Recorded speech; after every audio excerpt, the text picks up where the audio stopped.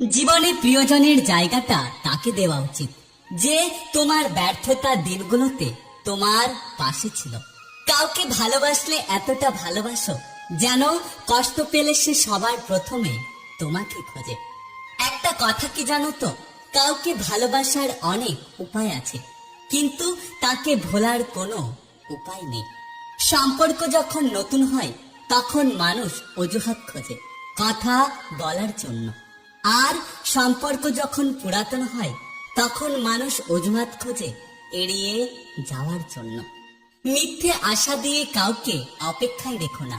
যদি ভালোবাসতে না পারো তাহলে সরাসরি তাকে বলে দাও।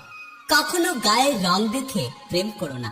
একটা কথা সবসময় মনে রেখো, কালো পিঁপড়ের থেকে লাল পিঁপড়ে বেশি ক্ষতিকর।